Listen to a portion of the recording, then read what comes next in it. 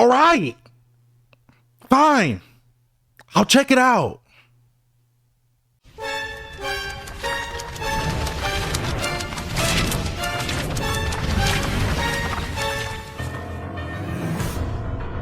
What's up, you guys? Chase the Dark Sage here, and today we are back with another video. And today's video,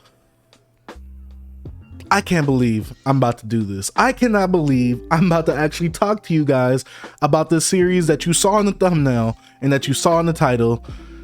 It's definitely mind-blowing that I'm actually going to check this out. And the reason I say this is because if you guys have not been following my channel for a while, ever since I started collecting manga, this is the one series that I get recommended almost all the time under every single one of my videos. And you can imagine, for about making manga content for about 2 to 3 years now, that can get pretty annoying. So that really strayed me from actually checking out this series in all. And I've heard that it's a great series. I've heard it's a very respectable series within the genre itself. But my thing is, when people hype me up and have my expectation up this high for a series, I'm always afraid that even if I like the series and it hits this right here, it's gonna be a disappointing read overall. And that series I'm talking about has to be Vagabond. Now, I know what you guys are saying. Hold your comments, watch the whole video, and then you comment on the video itself. Now, one of the reasons I never really wanted to check out Vagabond is because, well, if you guys don't know, I really don't like samurai stuff. I don't like the swordsman type stuff. You're probably saying you like Black Clover. Well, Asta has a big slab in his arms. It's not a sword, it's a big slab. What about Berserk? You really like Berserk? Yeah, but Guts is like Asta, just holding a big slab of metal in his arms. He's not like, oh yes, I want to duel the way of the swordsman. He's not like that. You get what I'm saying? Those are the reasons I like those series where the main characters have some type of sword-like weapon. And with Vagabond, I already know it's some dude that's very samurai-like. I don't know how much of a samurai he is, but I know it's very samurai-like. You gotta honor thy code, feudal Japan. I'm not really into that type of stuff. I don't like that.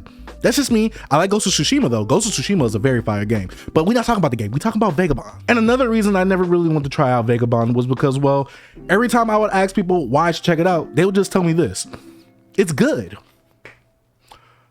I'm pretty sure anyone recommending me any series is gonna tell me it's good. And when I would ask more questions on how it's good, they'll be like, the characters are good, the art's good, the story's good. Like I said previously, I'm pretty sure that any series that anybody wants me to check out, it probably has to them good artwork, good characters, good story.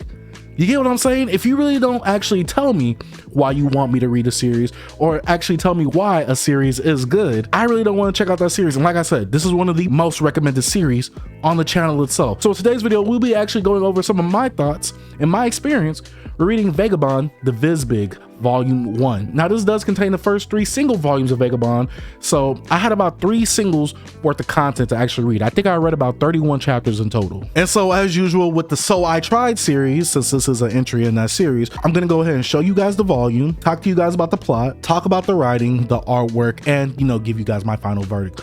But without further ado, if you haven't already, go ahead, hit the like button and hit the subscribe button. If you haven't already, follow me on all my other social media platforms. All my links will be in the description down below. So, I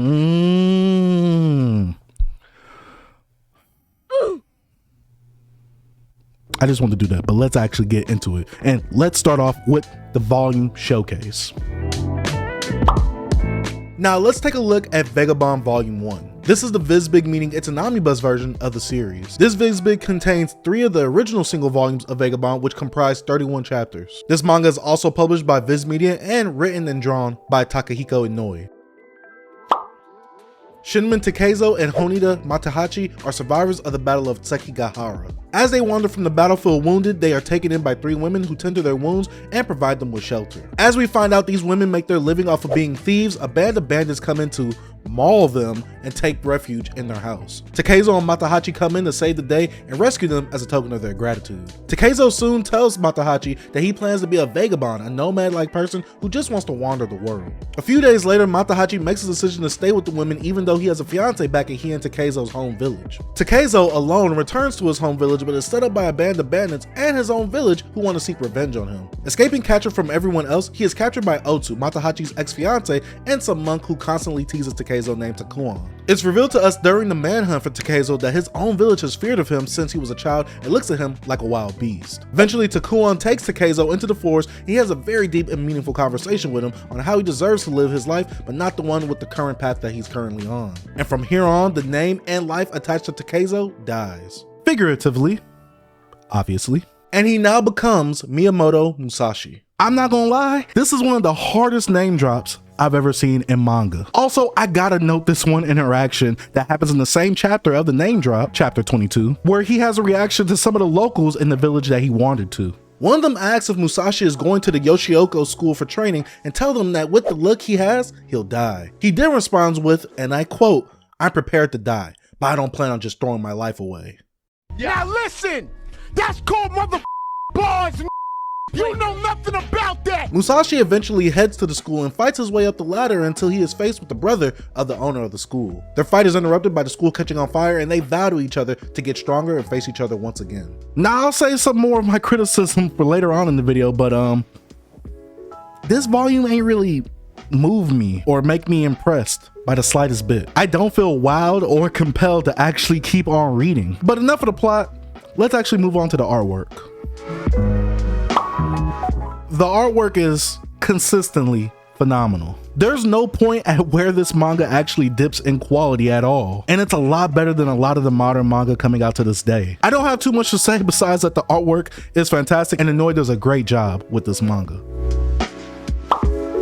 We have Takezo Shinmen, who later changes his identity to Miyamoto Musashi. I can tell from this volume that there's a lot more to his character than what meets the eye, and that he'll definitely go through a self-discovering journey of finding his purpose in life. Now, while that sounds interesting as a concept, I didn't really see a good amount of that in the 3 volumes that I read. In fact, they only started to touch strongly on this concept towards the end of my read. And I'm pretty sure this stuff does pay off later on as you go, but having to invest into a series and not knowing if you will like it, it is a big investment of time and money, and I don't like the chance or risk that too much. Now, the only other characters we get time to spend with outside of Musashi is Matahachi, his friend, Otsu, and Takuon. Matahachi, from what we've seen, is someone who lives in the shadow of Musashi, but has some very snake-like behavior. For instance, when the women who tended to their wounds were getting attacked, they both ran to the scene, but Matahachi made some excuse as to why he couldn't fight along Musashi. Another instance of his slimy behavior is trying to sleep with one of the women while it was nighttime, which caused her not to see. When she asked who was on top of her, Matahachi claimed to be Takezo. Now, this was some slimeball behavior. He already had a fiance at his village, and he's using his friend's name as himself to rizz up this young lady?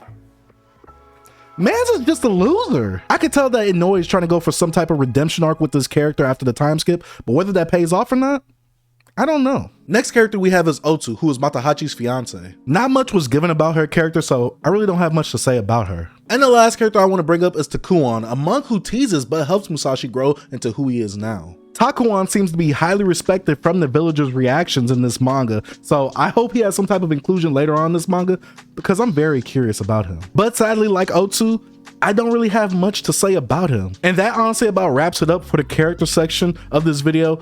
Honestly, no characters really stuck with me throughout this whole read, and the actual setting itself feels non-existent because, well, it really wasn't fleshed out. I'm not saying that these 3 volumes need to present the best of world building I've ever seen, but I'm just giving you guys my opinions on how the world building is so far.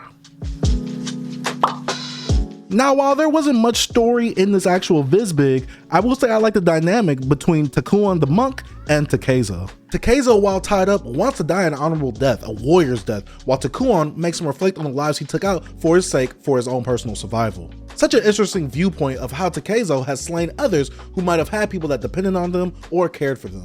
Another thing I found interesting is the theme of finding purpose to live when there's no one around to love you. Takezo was someone who was abandoned by his parents, feared by the villagers, and has only known how to fight his whole life. The fitting title of Vagabond/Wanderer suits him, seeing that he's just trying to survive while also finding his purpose in life and where he belongs. One of the main things I look for in a manga is what's the end goal, and that's apparent with a lot of the action titles I read. With Vagabond so far, there isn't much to tell me what is the end goal to all of this, and it leaves me confused on if I should actually keep reading with no clear-cut goal of what the end game is. I've also heard numerous times that this series goes on hiatus frequently, and getting invested into a series that stops frequently can be a bit off-putting for a binge reader like me. I do want to say though, Inoue doesn't make his chapters wordy, it's easy to follow, and some of those panels with just the artwork and no dialogue, ooh, speaks volumes.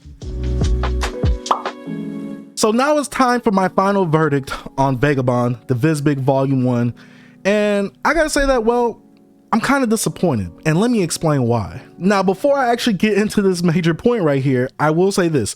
The manga overall is all right. It's not bad. To me, it's just mid from this first volume or the first 3 single volumes. And the reason I've come to this conclusion is one, well, it actually is mid from just these 3 volumes itself. But the fact that people hype this up so much for it to be like right here saying it's one of the greatest manga of all time, and I'm pretty sure it is later on, but for these first 3 volumes, it just takes a while to actually get into. And I'm not saying that the rest of the series doesn't have some great payoff for some of the earlier stuff that happens, but just going off of one single volume and listening to some of you guys' recommendations for this series, it doesn't really match that standard. I'm thinking it's gonna be great right out the gate. And I know some series do take more than 3 volumes to get into. But if you're gonna recommend me a series, you guys need to tell me that it's gonna take more than 3 volumes to actually get into, because these 3 volumes of Vagabond just really ain't enough to get me hooked, especially someone who doesn't like samurais, who doesn't like feudal Japan, who just really isn't vibing with this type of stuff. Now, like I said, the artwork is all right. There's not enough story for me right here, and the chapters aren't too wordy. So this seems like a pretty easy read overall, but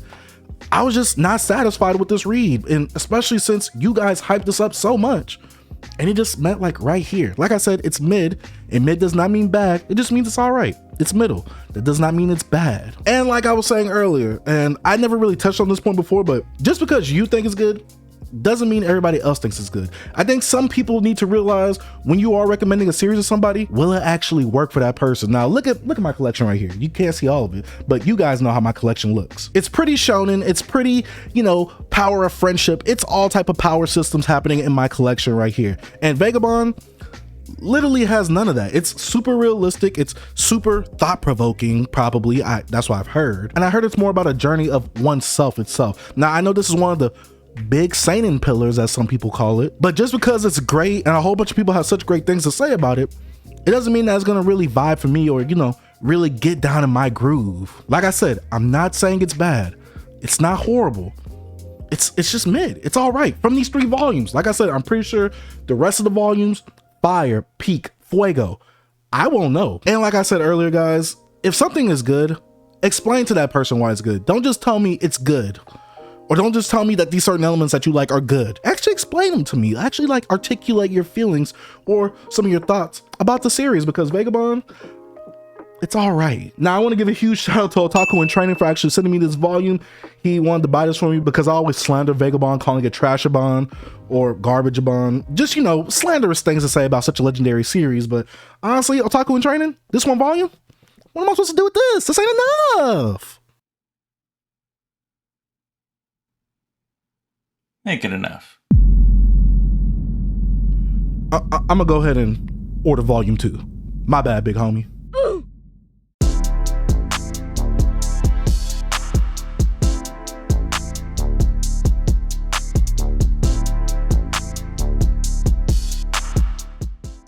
And you like, and the thing is, it's like you said, it's not for everybody. I think if you were to continue reading it, because like you like Berserk, right? Yes, I do.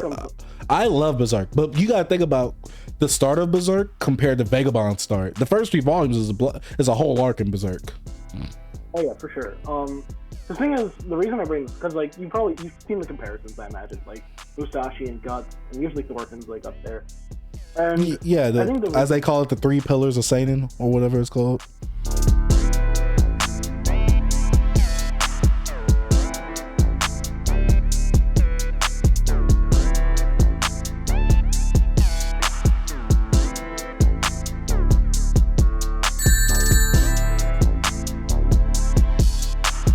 Tell her no stress, no biggie. Baby, I'm just too jiggy.